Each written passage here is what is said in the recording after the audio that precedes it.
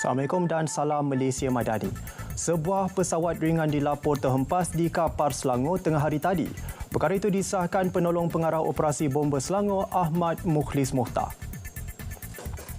Menurut bomba, panggilan kecemasan diterima pukul 1.56 tengah hari tadi.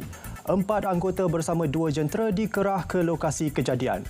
Pesawat dipercayai milik sebuah syarikat. Setakat ini jumlah mangsa masih belum dapat dikenal pasti. Perkembangan lanjut akan dikongsikan dari semasa ke semasa.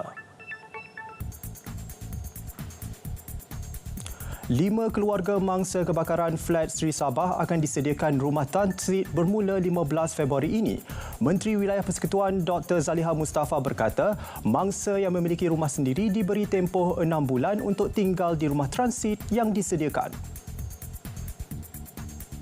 Manakala mangsa yang menyewa akan diberikan tempoh sehingga 3 tahun. Katanya beberapa unit di sekitar flat Sri Johor telah dikenal pasti untuk dijadikan sebagai penempatan rumah transit. Sementara itu, Dewan Bandaraya Kuala Lumpur DBKL juga akan mengambil inisiatif untuk membaiki bahagian luar rumah yang terjejas. Kesemua mangsa yang terjejas dalam kebakaran turut diberi bantuan tunai bagi meringankan bebanan akibat bencana yang berlaku. Siaran radio RTM menerusi media sosial mencipta rekod baru apabila meraih 34 juta pendengar pada Januari lalu. Jumlah itu meningkat berbanding 14 juta pendengar Disember tahun lalu. Pengarah program radio Saiful Zaman Yusof berkata, aplikasi RTM Click menjadi platform terbaik untuk pendengar mendengar radio-radio RTM di mana saja. Radio RTM ialah yang terutama dan yang terunggul. Jadi kena pastikan kita bersama 34 stesen satu suara terus mengungguli penyiaran radio di Malaysia dan juga di luar negara. Kerana apa? Kerana kita mempunyai RTM Click. Di mana juga anda berada, anda boleh mendengar dan juga menonton radio RTM menerusi RTM Click dan juga media sosial. Sementara itu, siaran Muzik FM juga dilancarkan semula bagi mengukuhkan lagi radio-radio kendalian RTM.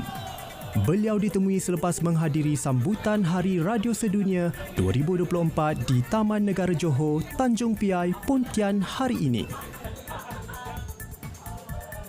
Seorang pengasuh pusat asuhan kanak-kanak mengaku tidak bersalah di Mahkamah Seksyen Seremban atas pertuduhan menganiaya bayi perempuan minggu lalu.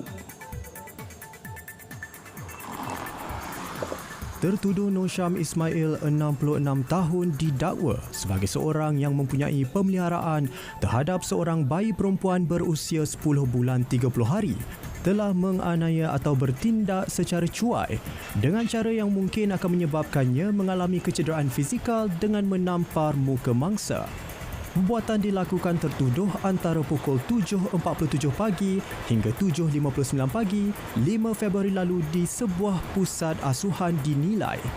Pertuduhan dilakukan mengikut Seksyen 31-1-A Akta Kanak-Kanak 2001 dan boleh dihukum di bawah Seksyen 31-1 Akta sama. Mahkamah kemudian membenarkan jaminan RM7,000 dan menetapkan 13 Mac depan sebagai sebutan semula kes.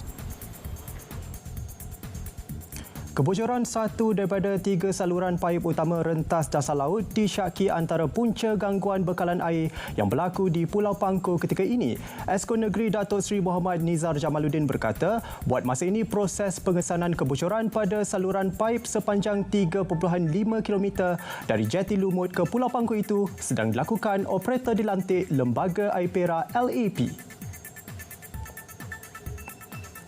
Sebagai penyelesaian jangka pendek, LAP telah menggerakkan 6 buah lori tangki bagi membantu pengagihan air di kawasan terlibat. Sementara itu, beberapa pengusaha resort dan hotel terpaksa mencatu penggunaan air di kawasan pelancongan masing-masing terutama pada musim perayaan. LAP juga dalam proses menaik taraf rumah pam serta membina rumah sebuah tangki simpanan air baru bagi mengatasi masalah tersebut. Baik saudara, berita semasa berakhir di sini. Dari Sungai ke Segara, Palestin pasti merdeka. Malaysia Madani, tekad perpaduan, penuh harapan. Assalamualaikum.